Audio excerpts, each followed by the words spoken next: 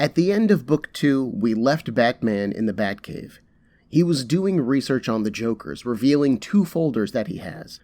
Both of them were marked missing, while one of them says criminals and the other says clowns. It would surprise no one to learn that Batman knows more about the Joker than he's been letting on. After all, planning and preparation are things that Batman is famous for. It's practically a joke these days. But as we open Book 3, this facet of Batman's personality is on full display. Our first page shows the 3 Jokers that we have seen so far. The criminal, the now-dead clown, and the comedian. And yeah, sure, we know those guys. But turn to page 2, and those 3 panels are actually photos. And those photographs are surrounded by almost 3 dozen more that are like them. Each picture has a different Joker, each one with a different designation. There's the dentist, the artist, the actor, the fighter, on and on.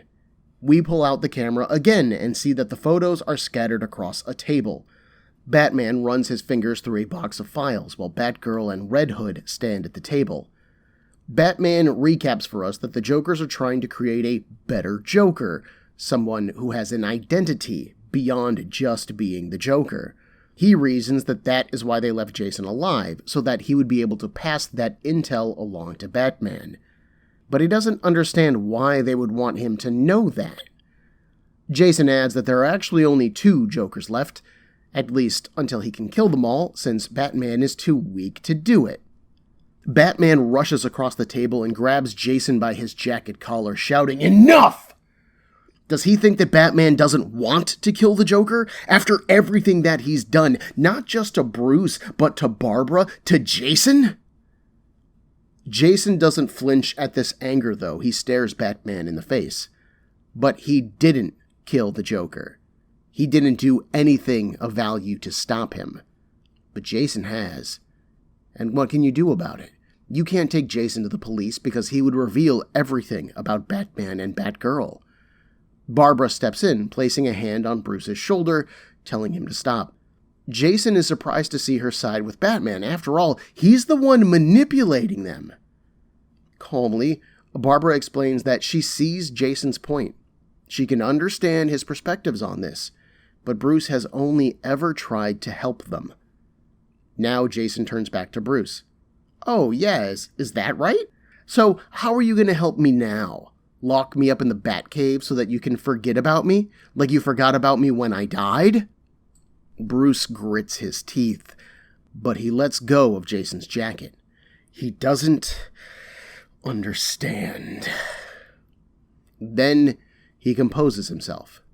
They agreed to work together on this. They should focus on that. They then begin to go over the Joker-related materials. Dozens of men from various backgrounds have all been exposed to the Joker's chemicals, and none of them seem to have survived save 3. There's the criminal, who is more goal-oriented and less focused on the theatrics, and he reminds Batman of his earliest interactions with the Joker. The clown, on the other hand, likes the theatrics of the role, though, like he is a campy TV show host. And then there's the comedian, who has a sadistic streak in him that the others seem to lack. "So, okay," Batgirl says, "are you thinking one of these men is the original Joker?" "That's right," he replies. "At some point, the original Joker made the other 2, although the when of it doesn't really matter. It's just another joke to him." Batgirl jumps in again. Unless it isn't a joke. Maybe the Joker made the other 2 in order to hide his real identity, to keep people from finding him. Is there anything that Bruce can add to that idea? Yes. Bruce hesitates, and then he says, "I'm sorry that I failed you, Jason." We cut to a panel of the clown, his brains leaking out of his head.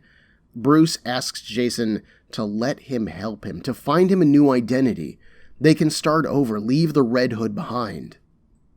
Jason doesn't answer for a minute. And when he does, he says no. He doesn't need help. Batgirl tries to bridge that gap, arguing that Bruce is trying here. Come on, man. But Jason remains firm. In his mind, we can see the crowbar hitting him last night. and then once more back when he was Robin.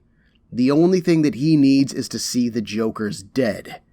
And to that end, Bruce tried to dodge Barbara's question, but Jason won't let him. Does he know the Joker's real identity? Batman's hand rests on a manila file marked Joker Case J-1988. And he says no. Jason isn't buying it, though. You do know, don't you? And you aren't telling us? Barbara doesn't believe that Bruce would withhold that kind of information, but Jason presses on. You know something. Tell us! Calmly, Batman says that if he knew, they would know too. Suddenly, an alarm goes off. A computer screen lights up with a map of Gotham, a red circle appearing at Blackgate Penitentiary. And the scene changes. So let's pause here. My name is Ben, and this is Comic Book Breakdown, episode 15.4, Batman 3 Jokers, Back to the Beginning.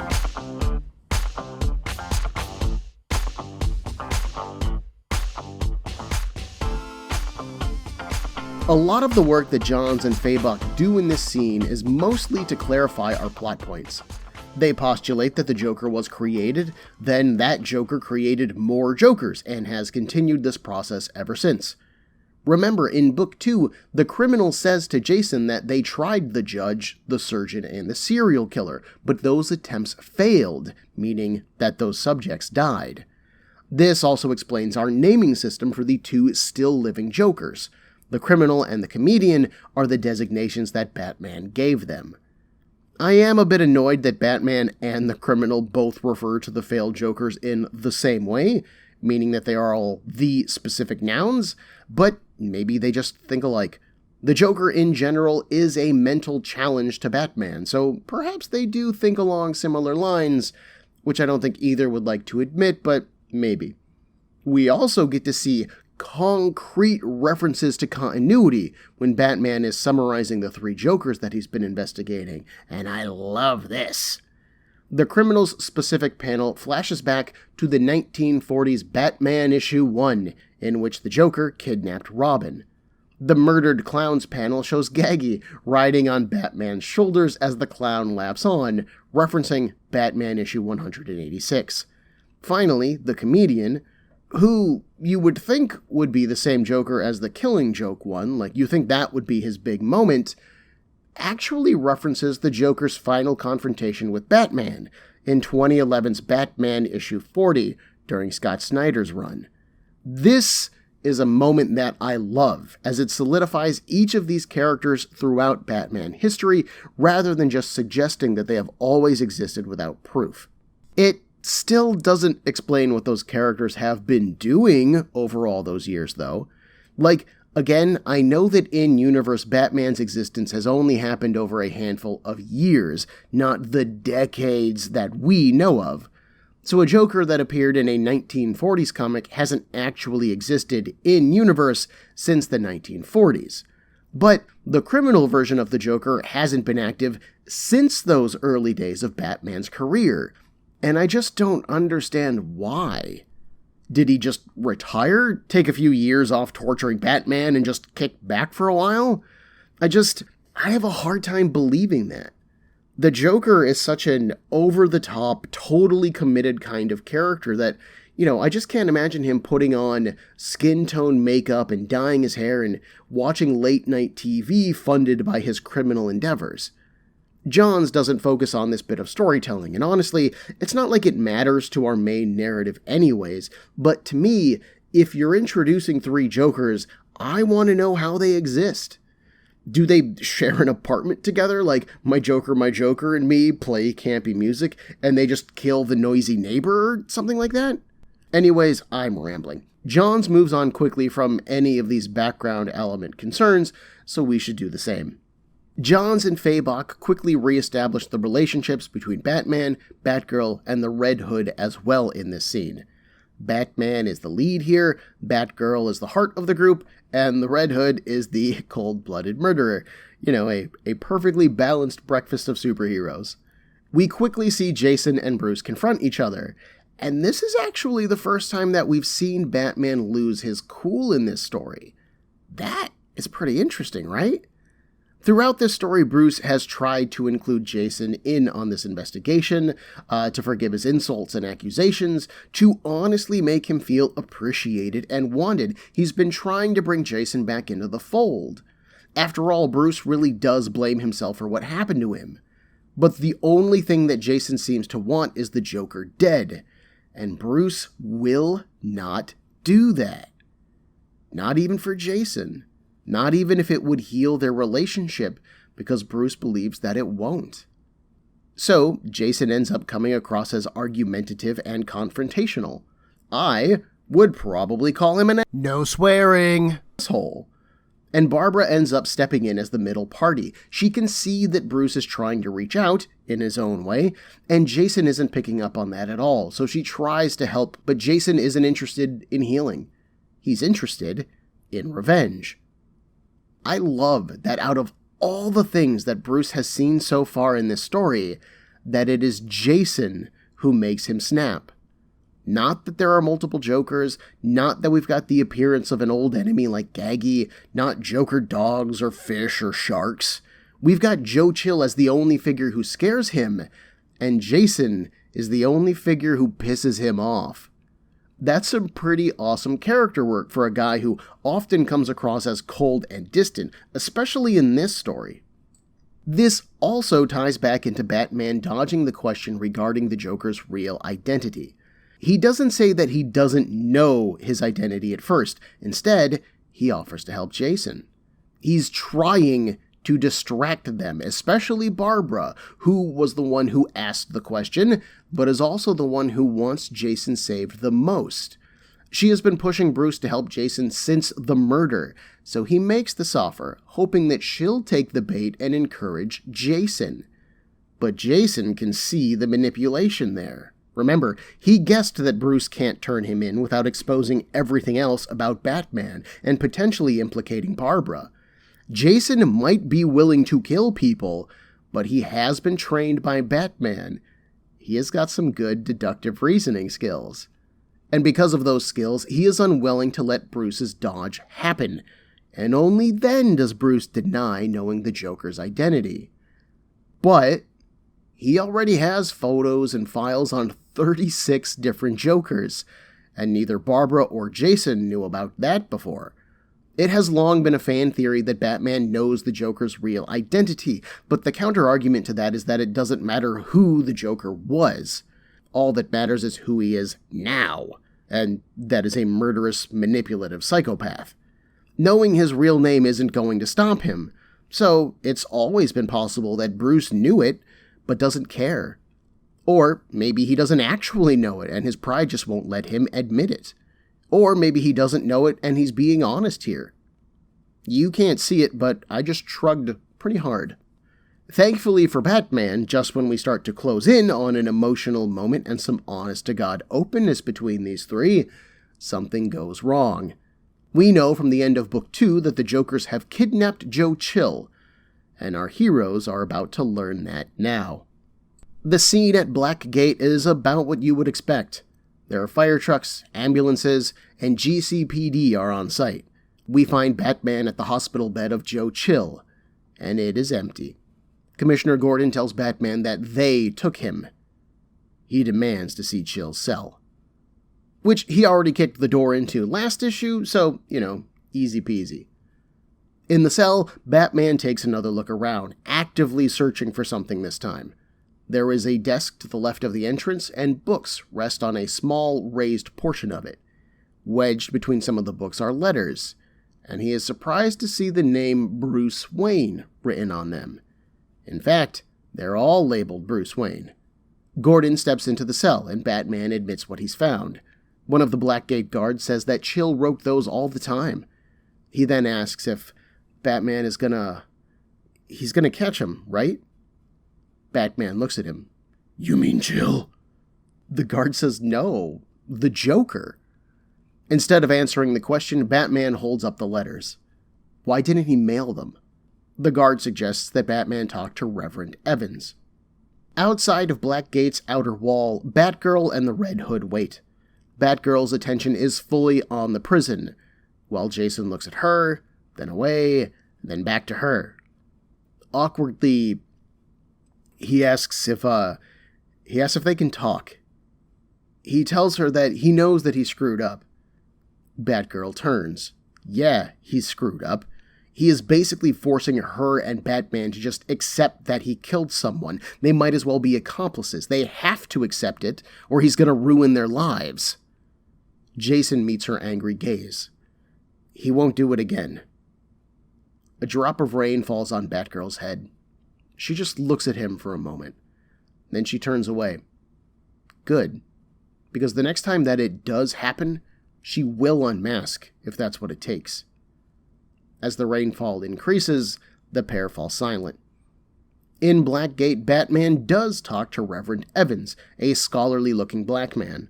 He explains that Joseph was full of regret for his actions.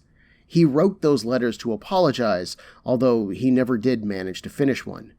Batman comments that they are all unfinished. The Reverend explains that Chill dropped out of school before he was 13, so writing is a challenge for him. He has been trying to learn since being incarcerated, but his learning disabilities have slowed him down. Batman sets the letters on Evan's desk. So Chill learns that he's dying and he repents. Got it. Big whoop. But no. Evan says that Chill started to write those letters before he knew that he was sick. He really did change while in prison. Joseph often spoke about the darkness that was in his soul, something that he was struggling to understand. He then asks Batman why anyone would want to take him. As the Reverend speaks, Batman flips through the letters again.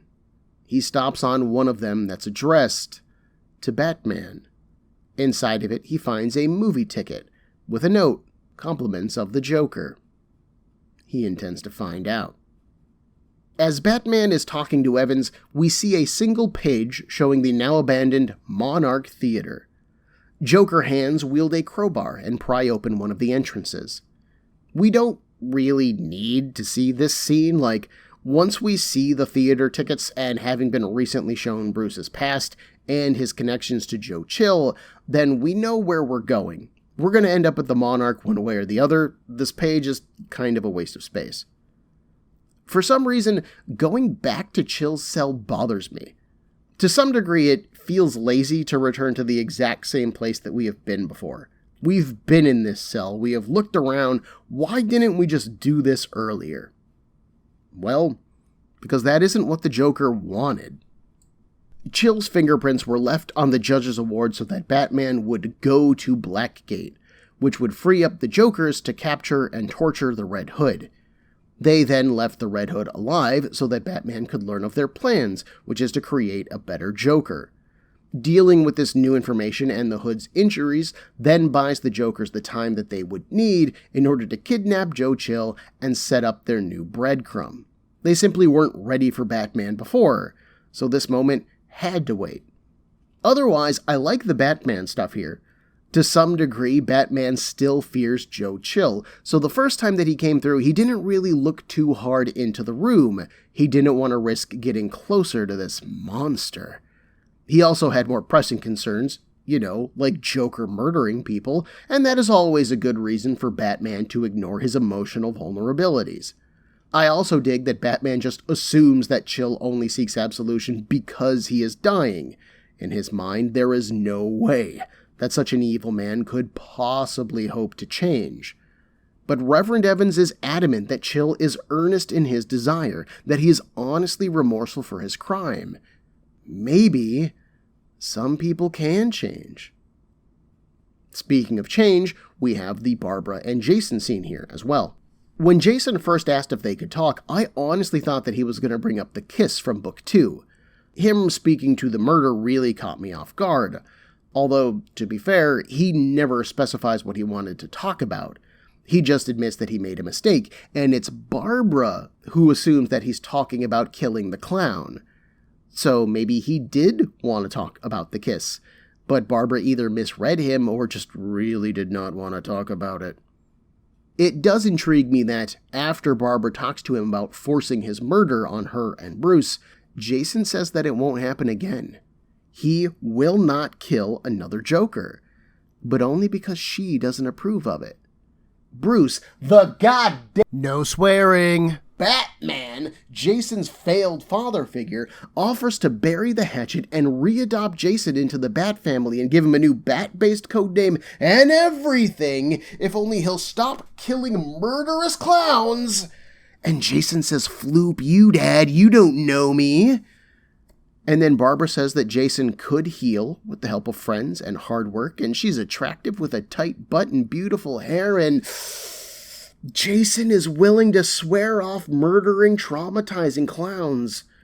All of a sudden, get your head out of the gutter, man. Choose to be a better person because it is a good thing for you, not because you want to smash Barbara. She wants you to be a better person, not a perv. Batman and his crew then rush to the Monarch Theater in silence. When they arrive, the marquee has a new face on it, advertising for one night only. The new Joker. With a painted-on E. Batman signals for Batgirl to take the roof entrance. The Red Hood is sent around to the employee entrance on the side. Batman goes in through the front. Once Batman enters the viewing theater, a loud whirring sound fills the air. The camera snaps on as a voice tells the ladies and gentlemen to take their seats. The show is about to begin. The screen suddenly shows a video of Joe Chill and the comedian who holds the camera selfie style. It's time to confess, Chill. Why did you really kill the Waynes? For a moment, Batman remains transfixed on the screen, but then he snaps out of it, looking behind himself, scanning the room, and he finds nothing. He looks up as the comedian tells Chill that he's read his letters, he knows that he's a changed man, that he has seen the light. Which is when Batman looks up at the projector and follows the light across the room. Suddenly, elsewhere in the theater, Jokerized bellhops swarm Batgirl and the Red Hood's locations as they move further inside. They both report in that they are being attacked and begin to defend themselves. This includes the Red Hood drawing his pistol and opening fire. He is firing to wound, but it's still there.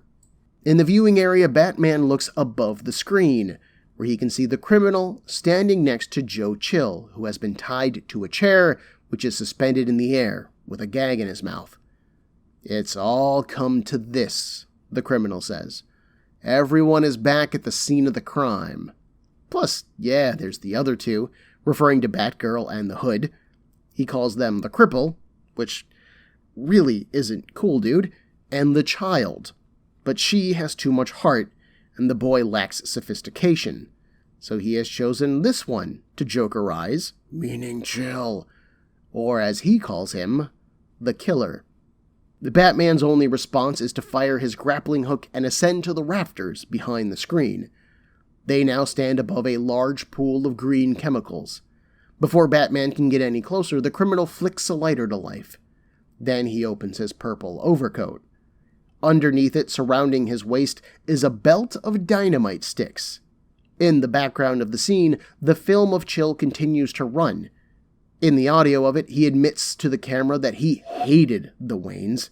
He knew who they were. He knew that they had everything that he didn't have, and he hated them for it. There is then a pause in the video, allowing Batman to speak. So the criminal thinks that he can create a better Joker, and he thinks that Joker is Chill. Batman is trying to keep him talking here. If he's talking, he's unlikely to light that dynamite, and Batman stands a better chance of figuring this all out. Smart move. How could it be anyone else? The criminal asks. He wants the Joker to mean more to Batman than just undefined chaos. He wants to be more. He wants to be everything to him. And Chill is the one person who can be that. He can be the Joker who matters. With a pull of the rope, Chill is then lifted into the air and spotlights snap on, lighting him up above the vat. Batman says that Chill is a sick old man, nothing more. But the criminal isn't buying that. He bets that a dip in an acid bath would perk Chill right up. While all of this was happening, Batgirl has continued fighting her own crowd of busboys, until one of them is suddenly shot in the head. Thinking that the Red Hood has come to help her, she spins, and finds the comedian instead. He's armed with a pistol, and there's a camera around his neck, just like a scene from The Killing Joke. He holds up the camera. Smile. Fearing for Barbara's safety, the Red Hood finishes his own group of goons off and rushes to her location. He finds her fighting the last of her goons, and he runs in, eager to help. Batgirl shouts for him to look out behind him. The comedian steps out from behind the door to the room, shooting Jason through the shoulder. He then aims for Jason's head, but Batgirl gets to him first. She yoinks the camera off of his chest and smashes it into his flooping face. "What did you say earlier?" she asks. "Oh, right. Smile." Back with Batman, the criminal pulls a flooping Tommy gun out of his jacket while still holding the lighter, and he says that with Chill as the new Joker, he can finally rest. He opens fire on Batman and the hero dodges, using his grapple line to cross the distance quickly. The pair begin to tussle, and as they do, the criminal drops the lighter. It bounces a few times, but it manages to stay open as only a dramatic story can ask it to do, and it falls into the chemical vat. It explodes with a cloud of smoke and fire, splashing burning chemicals all over the old, dried-out husk of a building. During the fight scene, Chill's filmed confession continues on in the background. He hated the Waynes, yes, but he didn't expect them to have their kid with them. But by the time he saw little Bruce Wayne, it was too late. He had already fired the gun. Later on, he learned who the Waynes really were, how they were using their money to try to help Gotham, to make the city a better place for everyone. And he took them from their son. They were good people. He knows that now. And despite all of the years that have passed, despite all of his attempts to apologize in those letters, he still doesn't know how to tell that little kid that he's sorry. The fire from the chemical vat quickly spreads. The comedian slips away from Batgirl and the Red Hood in the flames. The criminal, now ditching his gun, pulls out a knife, thrusting it wildly at Batman. This forces him to back up, dodging the knife swipes, but it also allows the criminal to creep towards the rope suspending Chill in the air. He swipes at it, severing the rope, and Chill drops towards the vat of burning chemicals. Batman's eyes go wide as Chill falls. He dives, grabs the man, fires his grapple line, and manages to snatch Chill in midair. Continuing with the momentum of his swing, Batman slams into the criminal, shoving him through the no swearing wall, out into Crime Alley, where Bruce Wayne's parents were killed. His hands free, Chill pulls off the gag that was in his mouth. He then immediately holds up his hands. Towering over him is the pure black silhouette of Batman, lit from behind by the flames. We can't see any details of Batman's face save for his eyes, which are pure white and narrowed. There is nothing human in this visage. Chill says that he knows who he is. For a brief moment, Bruce can see the past, with Chill standing over him, gun still smoking after shooting his parents. Chill goes on, saying that he heard about him in Blackgate. Is he going to kill him? There's a pause. And then Batman says no. Chill whispers that he would deserve it. He truly is sorry. Batman closes his eyes when he hears this.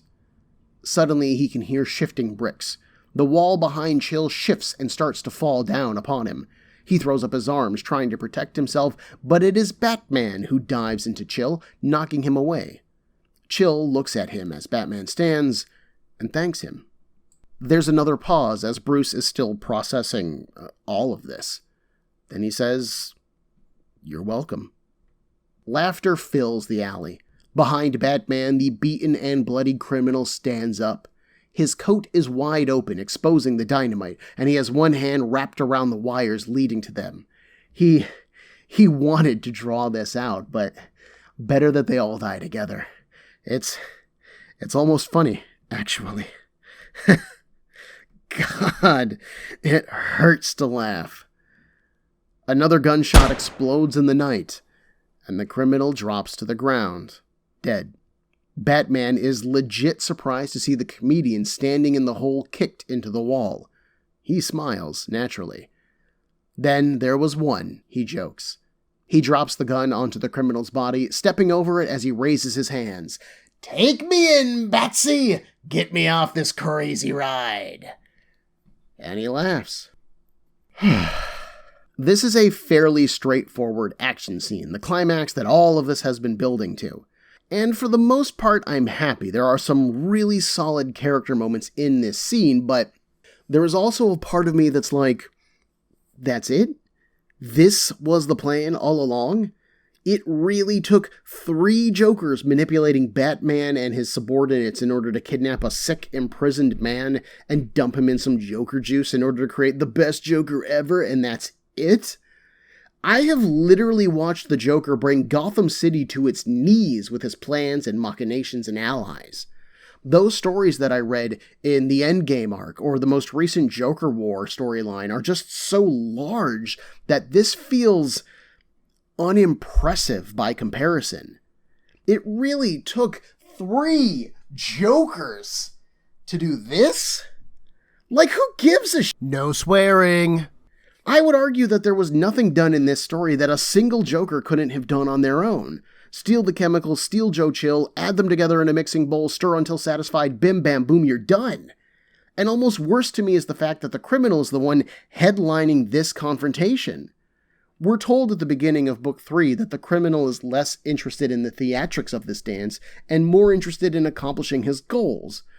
But then he leaves a theater ticket to get Batman to go to the theater? He waits until Batman has arrived to try to dump Chill in? That is all theatrics, baby. That is not staying focused on your goals. However, no swearing. Me, but this does feel like the kind of confrontation that you want as the audience.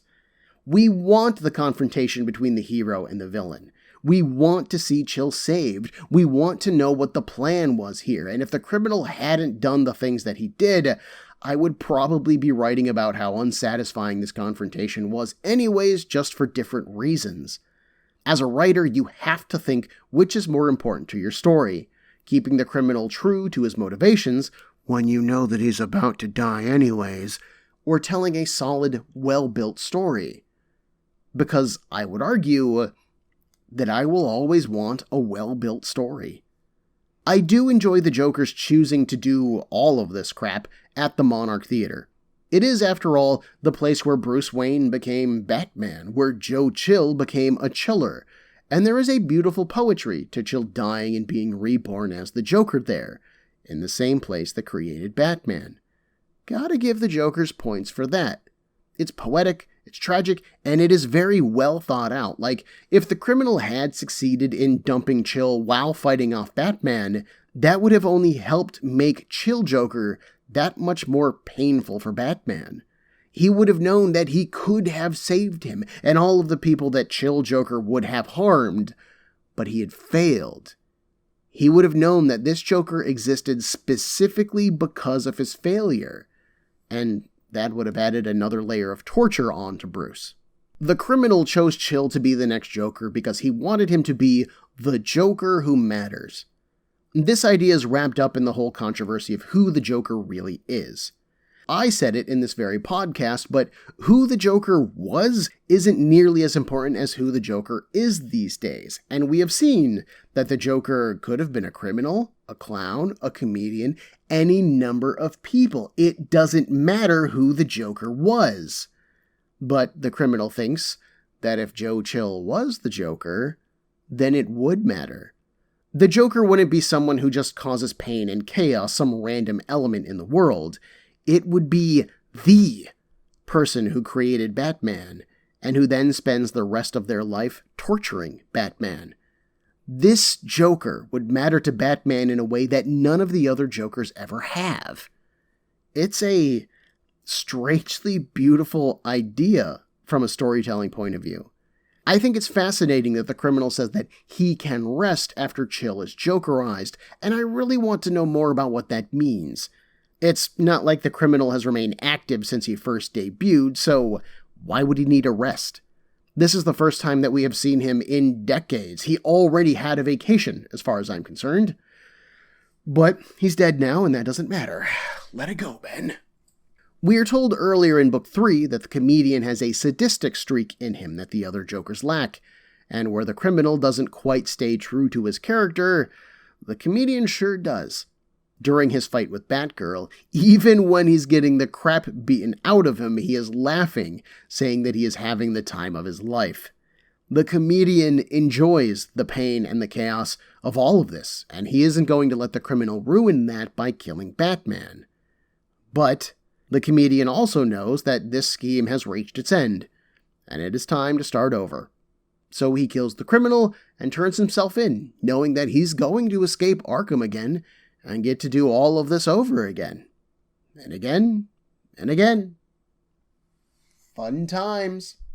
Jason and Barbara largely run in the background of this scene, their narratives mostly ignored. Jason doesn't actually ever get a chance to kill a Joker, but then again, he also told Barbara that he wouldn't kill another one, so maybe that point is moot. I kind of mentioned this before, but this is actually part of what bothers me about this book, and it's that we finished Jason's story back in Book 2. This series is built to explore the trauma that our three heroes have and examine how they face it, and Jason faces his trauma by hurting other people. It's a defensive mechanism where he's not going to let people hurt him because he's going to hurt them first. And that's a method that could, in another time and place, lead to him becoming a new kind of Joker. But Jason closes that idea down in Book 2, outright telling Barbara, and through her, us, that he doesn't want to become the Joker. He is going to fight that influence. But that means that Jason has no demons left to overcome here in Book 3. There's no moment of catharsis for him. I would really have liked a moment where he has a gun trained on a Joker who taunts him, who teases him, who basically says the same things that the clown said back in Book 1, but then Jason chooses not to kill him. Maybe even not because it's the right thing to do, but because it is the least Joker thing to do. That would have been way more satisfactory to me. We do get to see Batgirl relive her specific trauma. We've got the Joker standing in the doorway, a smoking gun in hand, a camera around his neck. That panel is a direct reference to the Killing Joke. But Barbara doesn't hesitate when she sees it. Remember, when the clown attacked our heroes in Book 1, Jason froze at the sight and sound of the Joker, and he nearly paid for it with his life. But Batgirl rushes forward, grabs that camera, and shoves it back in his no swearing face. This is Johns telling us explicitly that Barbara has overcome her trauma, and it reinforces her behavior throughout this story. Where Bruce is still hurting from the death of his parents, and where Jason is still hurting from his near-death experience at the hands of the Joker, Barbara has come out of her trauma healed. She has confronted her demons, healed from her wounds, and she chooses to not only do good, but to believe in the good in others, even a murderer, like Jason. This is why she tries to encourage his healing in Book 2. This is why she tries to encourage him reconnecting with Bruce. Barbara Gordon is not a wounded vigilante beating her pain into those around her. She is a hero. In a way, she is what Bruce Wayne and Jason Todd could be if they were more emotionally open and aware. I think it's a really cool idea that Barbara is the best possible outcome of what these people could be. This does give her less of an arc throughout this story, but to me that's kind of okay. She doesn't really have anything to overcome in this, because she is a living example of how well-adjusted our other heroes could be. She is what they could aspire to be. And that's pretty dope. We're so used to thinking of Batman and the relationship with those that came after him as Batman being the pinnacle, the best, the guy that everyone else is trying to be, but Bruce is also terribly flawed as a person, as demonstrated throughout this story and numerous others.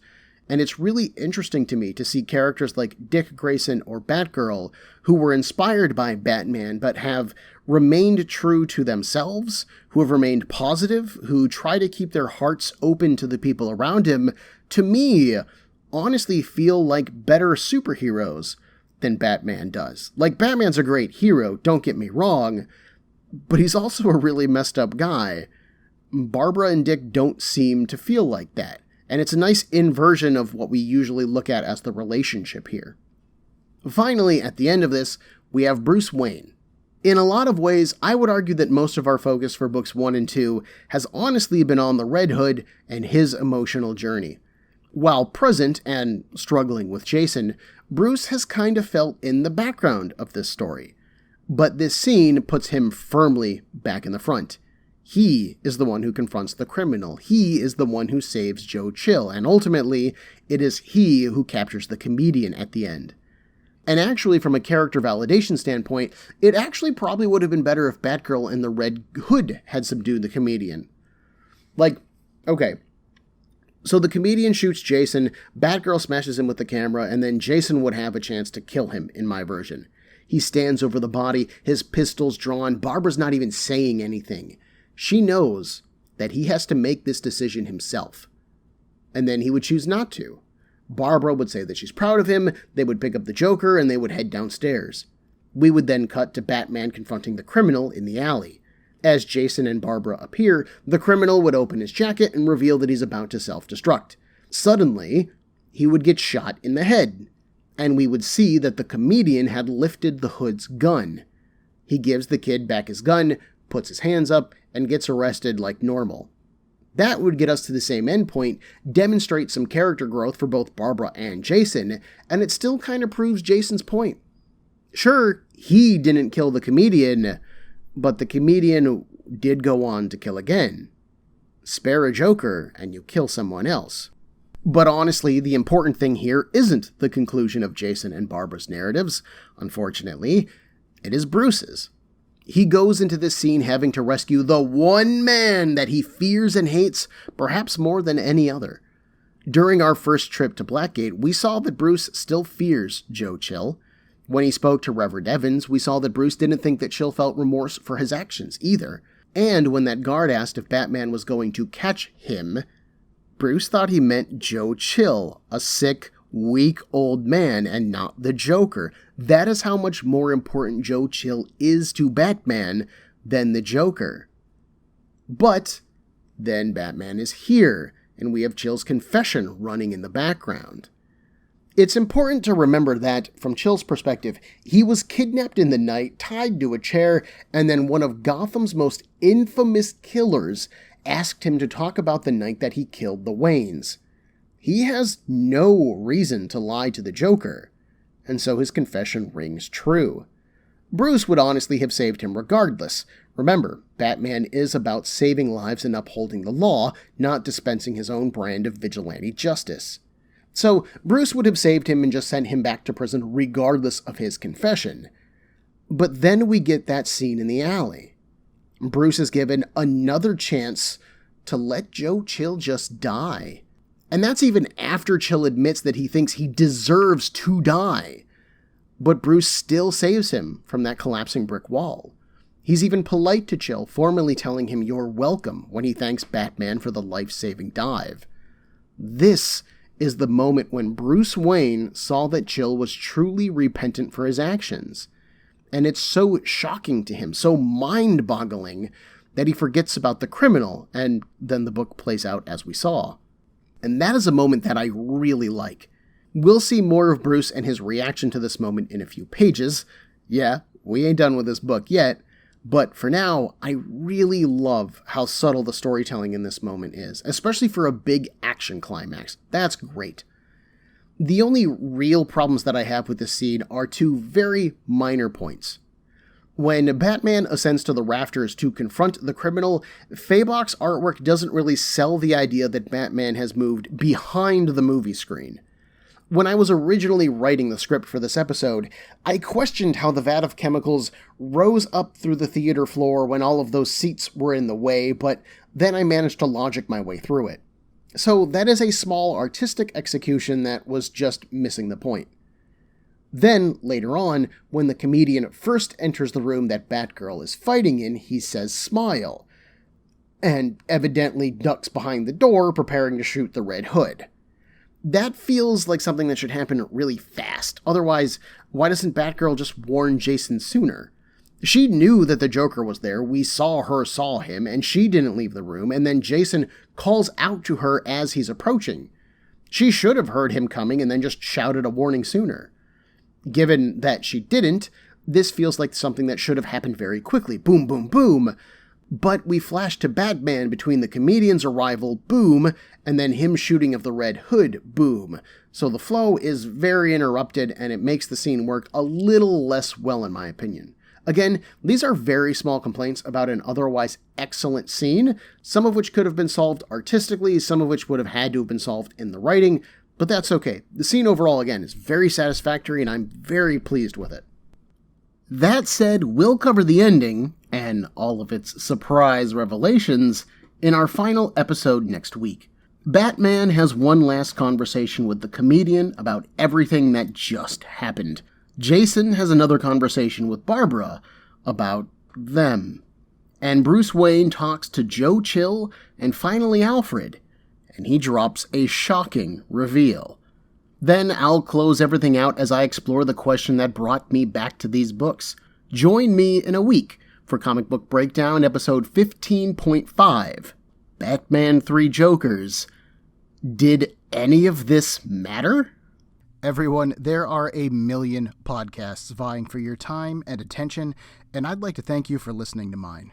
If you would like to get in touch with me to share a concern, request a series, compliment me, berate me, whatever you like, send me an email at cbbreakdown@gmail.com.